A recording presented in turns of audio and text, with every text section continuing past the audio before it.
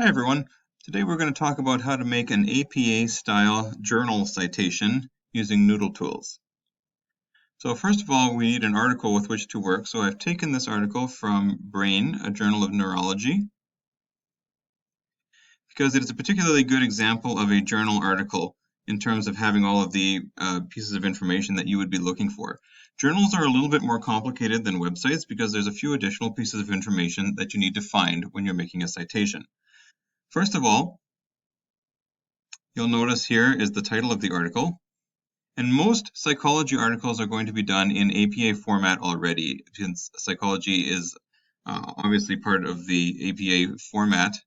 APA stands for American Psychological Association. So you'll notice here that the title is not capitalized other than the first letter or any proper nouns, like Alzheimer's is a proper noun. Otherwise, everything is lowercase. It's very typical for journal articles like this one to have multiple authors. This one has about 7 authors. Most journals will have a volume number and an issue number, both of which are needed when you're making the citation. And then in APA, it's typically also required to put the page numbers if this was an article that appeared in print, which was the case for this particular journal.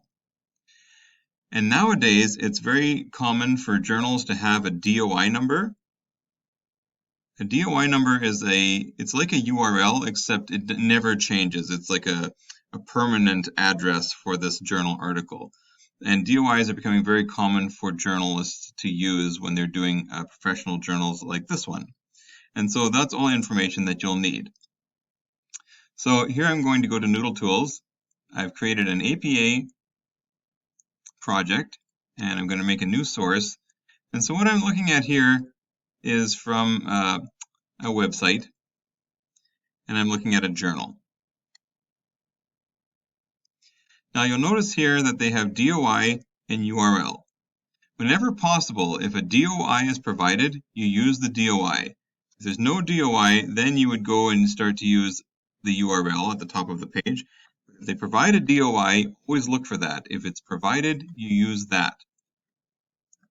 If you've used a DOI, then you no longer are required to put the URL in. The DOI takes its place.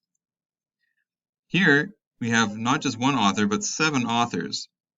I think I counted that correctly. 1, 2, 3, 4, 5, 6, 7, 8. No, I'm sorry, 9 authors. They all need to be listed. So when I'm doing this type of a citation, I'm going to keep adding authors until I get to their proper number, right? And if I need more, I will add more as I go here. So I'm going to slot those in. And this takes time. Journals are lengthy to do. And you just have to do them one person at a time until you get everybody in. It's very important when doing academic journals that you include all of the authors. When it comes to citations, people get very grumpy about this. They want to be included, so make sure that you do the work and add everybody in.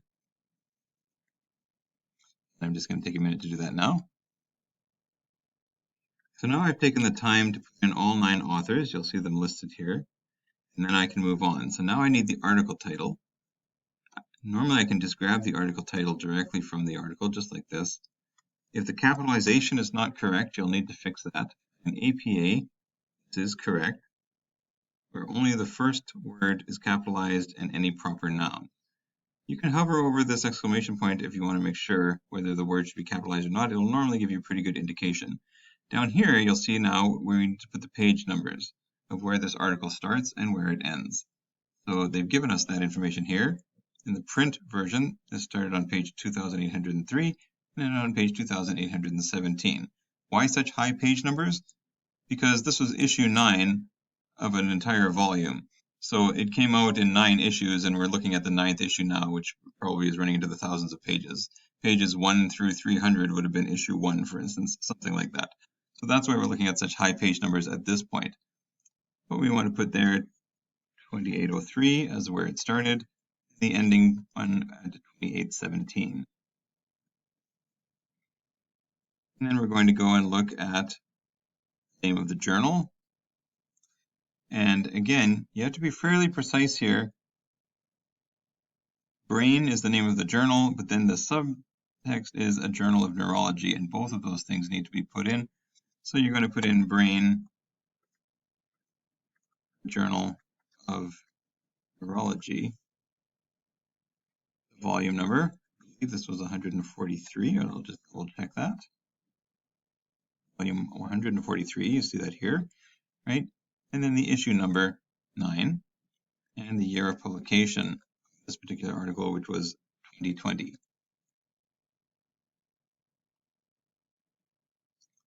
Now that I have all of that information in, I can hit save, and I'll get my journal citation in APA. So you'll see here, all of the authors are listed.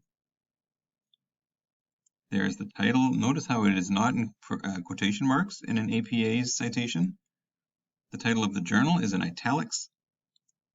The volume number is in italics, but the issue number is not italicized, and the page numbers are not italicized. And then it ends with the DOI, and this is an APA style 7th edition journal entry.